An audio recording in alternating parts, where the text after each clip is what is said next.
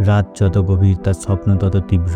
শহরের গলির অন্ধকারে দাঁড়িয়ে এক যুবক নিজেকে বলল, আমি হারবো না। অডিশনের দরজা বারবার বন্ধ, একের পর এক অপমান, পকেটে শূন্য টাকা আর মায়ের চোখের কান্না। তবুও তার বুকের ভেতরে জ্বলছে এক আগুন। আমি প্রমাণ করব। সেই আগুন তাকে ঠেলে দেয় অবিশ্বাস্য লড়াইয়ের পথে।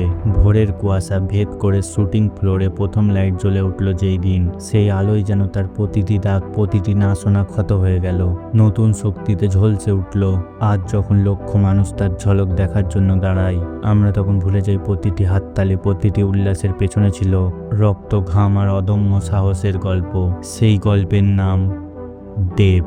1982 সালে 25শে ডিসেম্বর পশ্চিমবঙ্গের মেদিনীপুর জেলার কেশপুরের কাছে মহিষা গ্রামে জন্ম নিল দেব। তার আসল নাম দীপক অধিকারী। তার বাবা গুরুদাস অধিকারী একজন খাদ্য ব্যবসায়ী ছিলেন। তার মা মৌসুমী অধিকারী গৃহিণী ছিলেন। তাকে পরিবারের সবাই ভালোবেসে রাজু নামে ডাকত। ছোট্ট দেবের চোখে ছোট্ট স্বপ্ন, কিন্তু হাত ছিল খালি। গ্রামের মাটি, খোলা মাঠ, এখানেই শুরু হলো তার প্রথম পদক্ষেপ। আর ছিল সেই আনন্দ, বৃষ্টিতে ভিজে ভিজে খেলতো, কিন্তু বন্ধুদের হাসি শুনতে হতো এই ছেলে কিছু করতে পারবে না। কিন্তু দেব জানতো স্বপ্ন হারায় না। ছোট্ট দেব যখন প্রথম স্কুলে ঢুকলো, চোখে কৌতূহল আর ভয় একসাথে ছিল।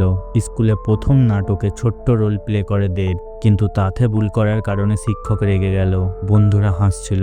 সেই দিন দেবের চোখে জল ছিল, কিন্তু বুকে আগুন জ্বলছিল। ঘরে ফিরে রাতভর প্র্যাকটিস করলো। প্রতিটি ভুল তাকে আরো শক্তিশালী করে তুললো। আর দরিদ্রতা ছিল তার সঙ্গী। বৃষ্টিতে ভিজে খেলাধুলা, দিন শেষে খালি পেট নিয়ে ঘুমানো। প্রতিটি দিন তাকে শেখালো কঠিন পরিশ্রম ছাড়া কিছুই সম্ভব নয়। সেই ছোট্ট ছেলেটা শিখলো জীবন কখনো সহজ নয়, স্বপ্নের জন্য লড়াই করতে হয়। বড় হওয়ার সাথে সাথে দায়িত্বও বাড়ল। বাবা ব্যস্ত, মা পরিবারের যত্ন নিতেন। দেব বুঝলো শুধু স্বপ্ন নয়, পরিবারকেও সাহায্য করতে হবে। প্রতিটি কষ্ট, প্রতিটি আঘাত তাকে আরো শক্তিশালী করে তুলছিল।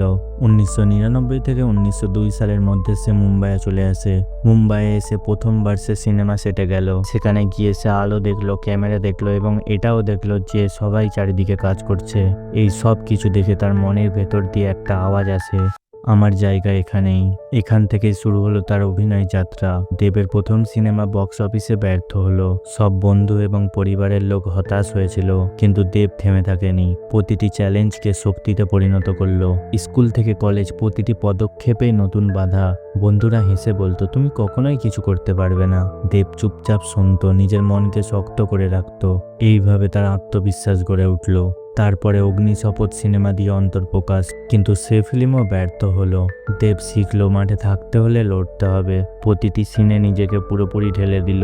তারপরে একটা সিনেমা করলো যার নাম চ্যালেঞ্জ। সিনেমাটি বক্স অফিসে হিট হলো। দর্শক থেকে প্রযোজক সবাই নজর দিল। দেব বুঝলো কঠোর পরিশ্রম কখনো ব্যর্থ হয় না। তারপরের সিনেমা খোকা 420, জুলফিকার প্রতিটি চরিত্রে নিজেকে নতুনভাবে প্রমাণ করলো। আর এদিকে ফ্যান ফলোয়িং বাড়তে লাগলো। দর্শকরা ভালোবাসলো সেই সংগ্রামী দৃঢ় চরিত্রকে। ব্যক্তিগত জীবনে চ্যালেঞ্জ, প্রেম, বন্ধুত্ব, সম্পর্কে সবকিছুতেই সমতা রক্ষা করতে হয়েছিল। দেব বুঝলো যে জীবনে শুধু ক্যামেরাই নয়, বাস্তব জীবনেও লড়াই করতে হয়।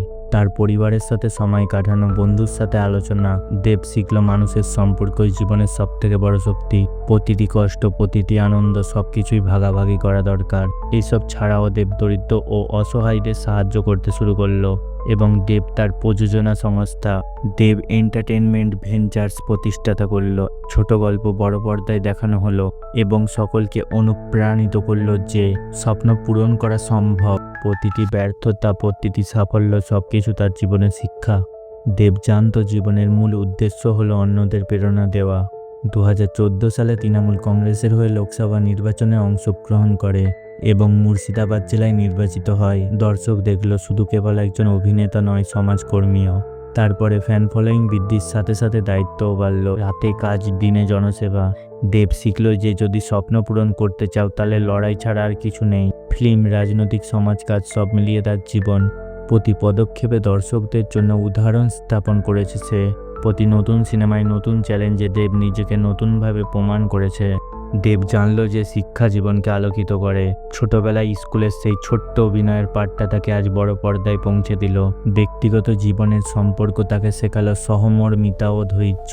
ফিল্ম, নাটক, অনুষ্ঠান, প্রতিটি কাজের মাধ্যমে দর্শকের হৃদয় ছুঁয়ে গেল সে। এবং তাছাড়াও তার প্রতিটি ব্যর্থতা তাকে আরো শক্ত করে তুলল।